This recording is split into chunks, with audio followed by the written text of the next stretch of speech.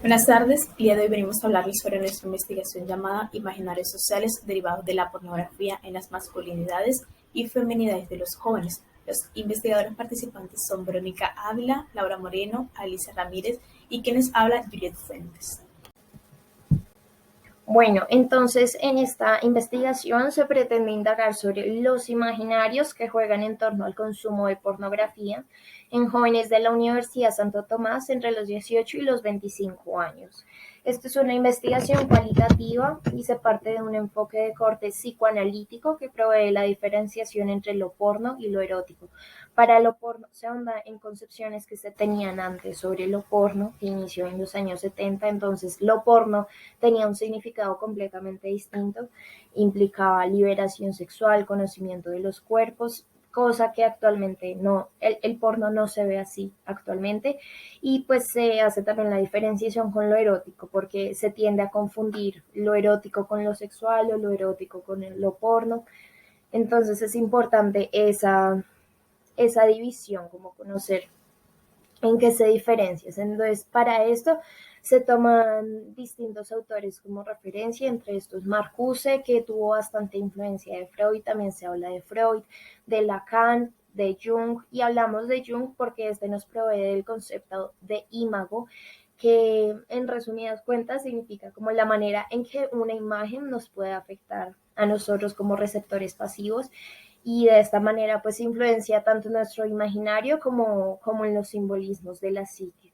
En esta investigación se ahonda en concepciones que parten de las vivencias tanto de lo masculino como de lo femenino, lo que me parece muy interesante, pues porque lo masculino es algo que ha sido muy invisibilizado, especialmente en el porno, como que no se conoce tanto la opinión de los hombres y sus vivencias. Seguimos con lo que es el planteamiento del problema y la pregunta de investigación. Este trabajo se enfoca en la pornografía como un fenómeno que empieza generalmente durante la adolescencia y el correspondiente despertar sexual de los jóvenes, quienes muchas veces deciden optar por la búsqueda de Internet. El principal problema con la experiencia cinematográfica que se crea en los videos pornográficos es que es pura ficción, lo cual no se discute con suficiente regularidad, lo que termina generando simbologías, representaciones y estereotipos falsos. Para ello y mitigar este conflicto, lo que se propone es una estrategia no de la prohibición del consumo de pornografía, sino un consumo más bien consciente. Uno de los medios por los que se puede hacer esto es por medio de la técnica del teatro del oprimido, pues hacer las personas partícipes y público del propio drama en el que se envuelven, ofreciendo la problemática y la solución por ellos mismos. Por lo tanto, la pregunta problema sería ¿cuáles son los símbolos que desencadenan el consumo de pornografía en torno a las masculinidades y feminidades de los jóvenes en la Universidad de Santo Tomás? Ok, continuamos con la justificación. Bueno, primero la pornografía es definida como una práctica social y discurso, así mismo como un fenómeno económico y representación, un negocio internacional y al mismo tiempo una fuente inagotable de definiciones sobre lo que es la sexualidad, el placer, el poder, la masculinidad y la feminidad.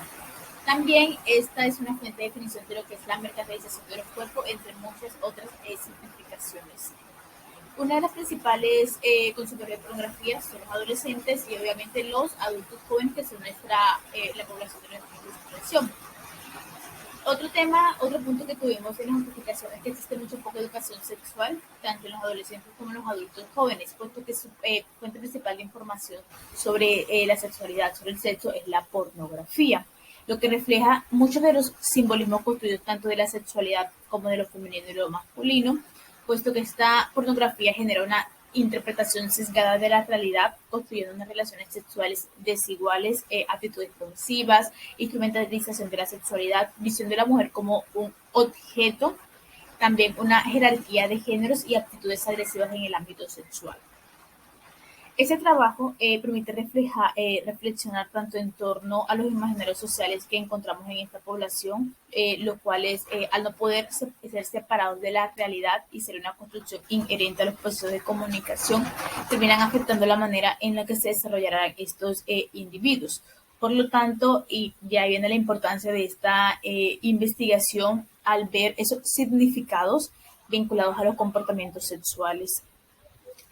Asimismo, esta investigación puede aportar tanto en la psicología como en otras ciencias sociales que buscan entender las condiciones o las conductas específicas que le permiten a los jóvenes construir e interpretar la realidad y en este caso los imaginarios o significados en torno a la sexualidad, en torno a lo femenino y a lo masculino.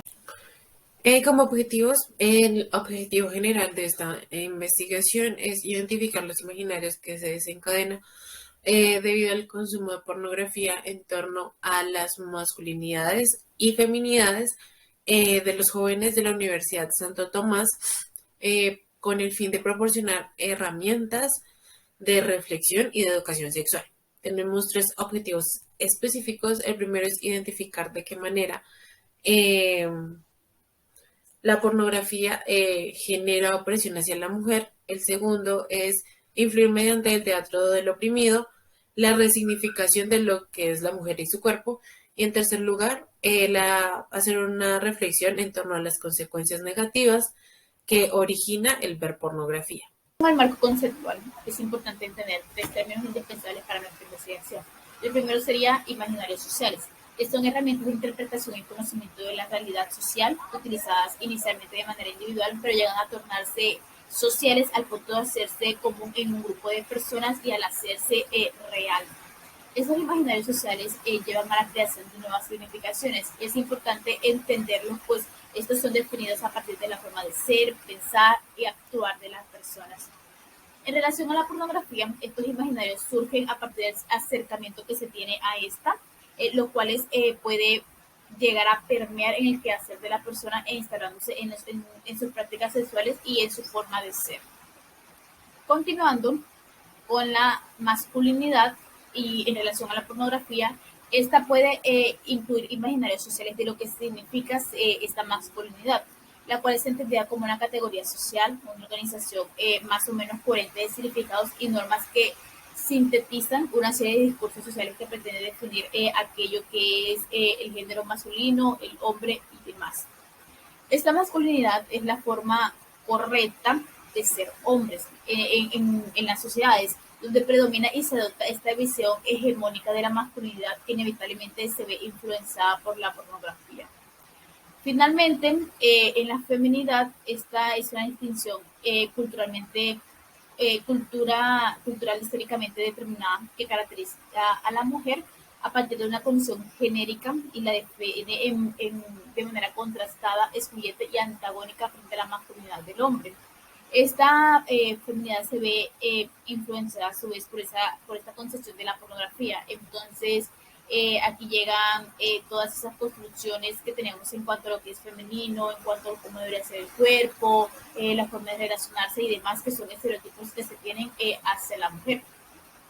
Correspondiente a lo que es el marco legal y lo que es el psicólogo, tenemos el Código Deontológico Psicólogo, Ley 1090 del 2006, lo cual establece el artículo 9 de principios por los cuales se deben respetar tanto las ideologías, los criterios morales y religiosos de los clientes de los psicólogos. Mientras que en la pornografía, a pesar de que no hay una legislación reglamentaria, tenemos la sentencia T-391 del 2007 y T-274 de 2015 por la que no se puede prohibir como tal el uso de pornografía.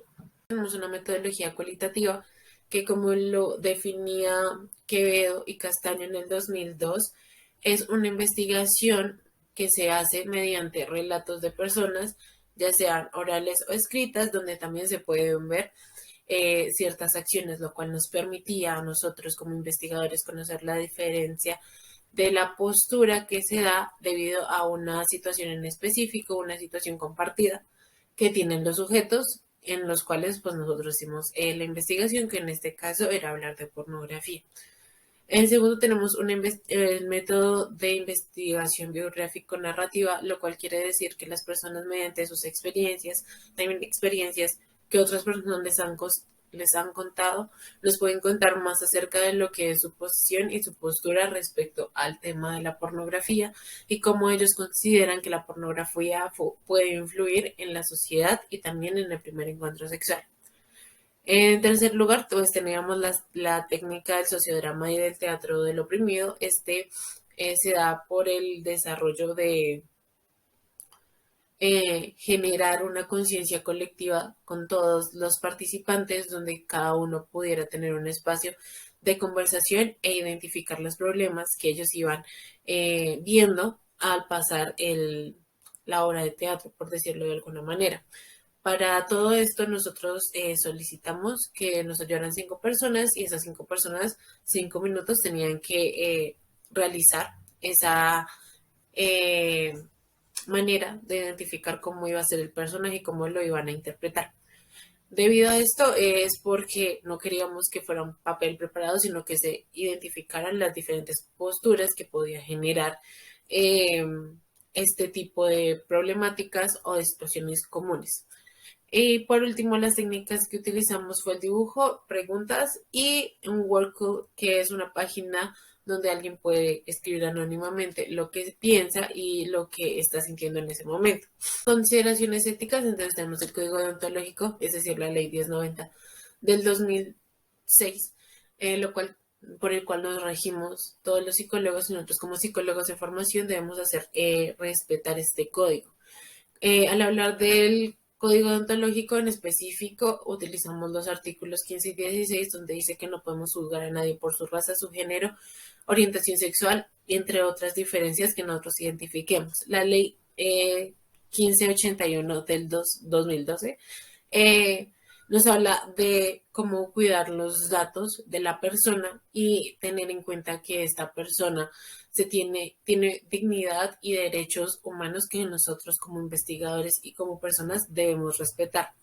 Y ya el número 008430 de 1991, que fue ligada, es un número de una resolución el 4 de octubre de 1993, la cual nos habla de que cada sujeto tiene derecho a adquirir esa información de la cual nosotros solicitamos mediante el trabajo de campo que hicimos. Entonces, que cada sujeto tiene el derecho de saber qué fue lo que escribimos, cómo lo escribimos. Para eso nosotros queremos hacer la devolución de datos, bien sea por tecnología mediada, ya que por cuestiones de salubridad no se puede hacer. Esto se vendría haciendo en las plataformas de Zoom o Meet. Seguimos con lo que es la categorización. En primer lugar tenemos la categoría general del género, definida como conjunto de prácticas, creencias y representaciones y prescripciones sociales que surgen entre los integrantes de un grupo humano en función de una simbología de las diferentes anatómicas entre hombres y mujeres. En esta categoría tenemos la masculinidad, que se puede definir como una categoría social, una organización más o menos coherente de significados y normas que sintetizan una serie de discursos que pretenden definir el término masculino del género. Después tenemos lo que es la feminidad, como la distinción cultural históricamente determinada que caracteriza a la mujer a partir de la condición genérica y la definición de manera contrastada, excluyente y antagónica frente a la masculinidad del hombre. Después tenemos la categoría de la sexualidad, definida como una dimensión humana que abarca aspectos variados de la afectividad, las relaciones sexuales, el erotismo, la identidad y los roles de género. Y en esta se divide en dos subcategorías llamadas el erotismo, definida la palabra eros. El erotismo viene de la palabra eros, que se define como una energía o divinidad sexual que es salvaje, imperiosa y se concentra en zonas erógenas según Freud. Y la pornografía, definida como la exhibición auditiva, visual y táctil de contenidos sexuales cuya intención es despertar excitación sexual. Por último, tenemos la categoría de los imaginarios sociales como herramientas de interpretación y conocimiento de las realidades sociales utilizadas inicialmente a un nivel individual. En esta solo tenemos una subcategoría llamada de estereotipos, definidos como aquellas creencias populares sobre los atributos que caracterizan a un grupo social y sobre los que hay un acuerdo básico. Entonces, bueno, en cuanto al análisis de resultados, en la primera actividad los participantes dibujaron algunas de las estrategias de conquista que utilizarían si salieran de fiesta y entre las más comunes estaban invitar a un trago o invitar a bailar y las miradas. Entonces, de esta manera se ratifica que el consumo pasivo de imágenes tiene un impacto muy fuerte en los imaginarios de seducción y de conquista, porque estas son estrategias que se ven con frecuencia no solo en el porno, sino también en el material audiovisual, como películas o videos que han sido tendencia en plataformas como YouTube, Instagram y entre otras. Pero yo creo también como que se pueden utilizar estas estrategias, tal vez porque se acude también a nuestro instinto animal. Si nos fijamos en las aves también seducen y conquistan y cortejan de esa manera, con bailes, con miradas, y entonces no creo que se deba solamente al consumo de porno. En la segunda actividad, que fue la actividad nube, se puede observar que entre las fantasías más frecuentes está el BDSM, y esto corresponde a la apertura que ha generado el porno en cuanto a las prácticas poco convencionales y comunes en el pasado, que han logrado tener un mayor auge en el siglo XXI. Y se lograron ver algunas ventajas que esto tenía, entre esas como la confianza en el otro y ver los nudos como un arte. En la tercera actividad, que fue el teatro del oprimido, nos dimos cuenta de que los participantes utilizaban elementos de su propia vida para desarrollar los personajes. Entonces, de esta manera se logra observar sesgos tanto de los propios participantes como de nosotras como investigadoras en torno al tema central, que es la pornografía. Y también aquí se logró hacer uno de los principales objetivos del teatro del oprimido, y de romper con el monopolio del discurso, permitiendo que las personas logren notar cuáles son las problemáticas y ellas mismas ofrezcan las soluciones. Y eso fue lo que se hizo. Para finalizar con las conclusiones de manera rápida, tenemos tres. La primera es que debido al consumo de la pornografía se llegan a evidenciar ciertos imaginarios, estereotipos y creencias en torno a lo que se considera masculino y femenino.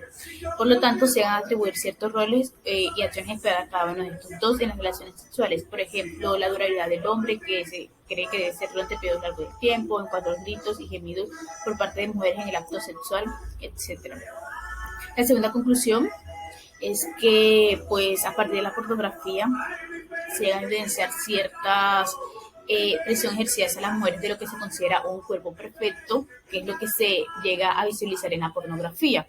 Entonces, se supone que el cuerpo estético es aquel que tiene ciertas medidas o características evidenciadas en estos videos y demás, que generan presión e inseguridad en las mujeres, en el género femenino, al no poder cumplir estas características o expectativas que se tienen. El tercero es que un factor incidente en estos estereotipos o imaginarios creados a partir de la pornografía se debe a la falta de educación sexual dada por las figuras de autoridad de los jóvenes, de los adultos jóvenes, etcétera. Entonces, no es clara la importancia del autoconocimiento y respeto que debemos tener tanto por la otra persona como por nosotros y por las diversas prácticas sexuales que existen.